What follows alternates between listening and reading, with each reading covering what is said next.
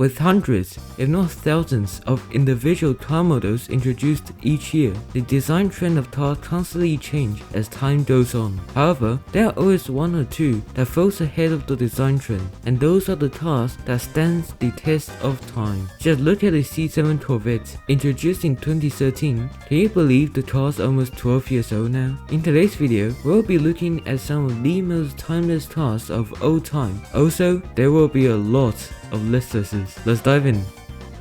Starting off, we've got the Lexus RC, particularly the RCF, introduced in 2014. Yes, 2014. It holds a sleek, sporty, and aggressive design. Other than the immense and controversial Lexus grille that they are desperately trying to get rid of, the car looks absolutely timeless and stands out against its competition. Moreover, it uses the fantastic 2UR GSE, better known as the naturally aspirated V8 engine that Lexus uses in their performance cars. Introduced in 2007, the engine is probably the only element that the RCF wasn't ahead of its time in. Talking about the 2UR, it's also the same engine that's shared on the 2017 Lexus LC. You heard me, 2017. As an 8-year-old car, it still looks like a concept that's yet to be introduced to the public. And you know what's even more insane? The closeness between the concept and the production car. In fact, I actually think the production car looked better in comparison. Moreover, the car's appearance looks sort of like an alien spaceship, making it look extremely sleek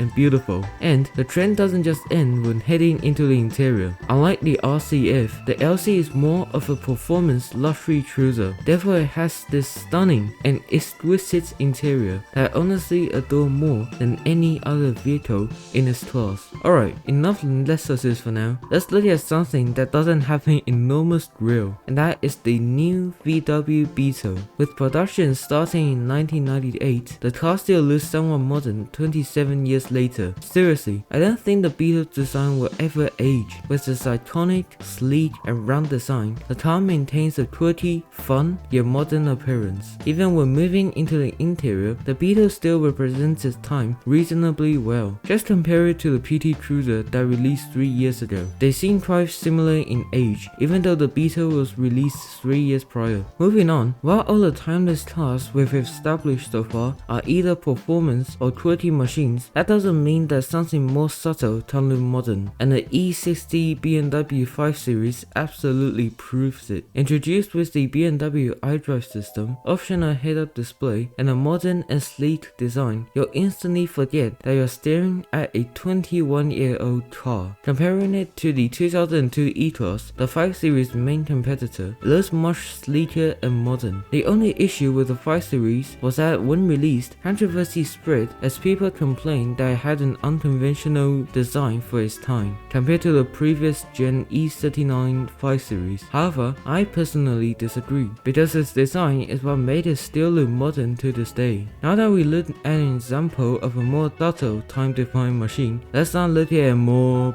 performance time-defined machine. I really need to increase my vocab. Anyways, the R35 GTR, introduced in 2007? Alright, I don't think the R35 needs any introduction, with it being such an iconic beast. I mean, there is the reason behind Nissan getting away by selling the same car with minor facelifts for 17 years straight. Anyways, the exterior captures some of the R34 vibe, which I really adore. Moreover, they proceeded to smooth out the edges and made it sleeker, which gives it a modern look. Now moving into the interior, where do I even start? The interior looks stunning, from the gauges to the immense infotainment screen. This isn't what you would expect from a luxury car from 2007, let alone a performance vehicle. And to top it all off, it features the VR38 engine, achieving 0 to 100 in 3.5 seconds, and beating the Porsche 911 on Nürburgring back in 2007, despite the GTR being 260 kilograms heavier. Overall, the RC5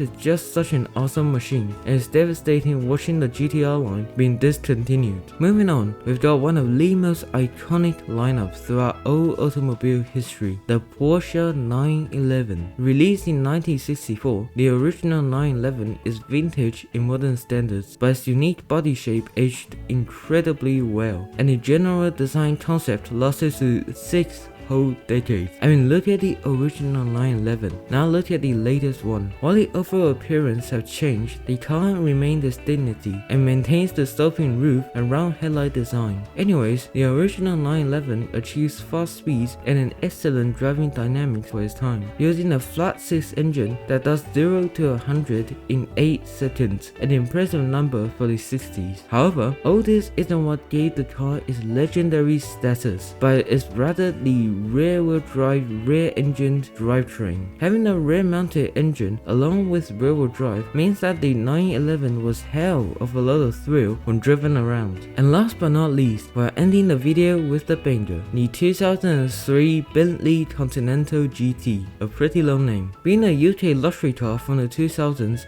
automatically mean that it's guaranteed to be ageless. The Continental GT features an incredibly grand and sleek design, with a flowing bulge lasting from the front to back, similar to the Daihatsu Topin. And being a luxurious Grand Tourer means that the interior is just as gorgeous as the exterior, with beautiful wooden panels filling the dashboard. Moving on to the engine, it uses the marvelous Volkswagen twin turbocharged W12, producing 552 horsepower and does 0 to 100 in 4.8 seconds. Overall, similar to the LC500, the Continental GT is just a gorgeous beast and has a perfect balance between luxury and performance, and its look most certainly adds to the awesomeness. And that concludes for today's video. I hope that you enjoyed, and if you have more timeless cars in mind, share it in the comments below. And also, I originally had another Lexus planned, but I saved you from having to go through the torture of me rambling about my favorite car brand 3 times.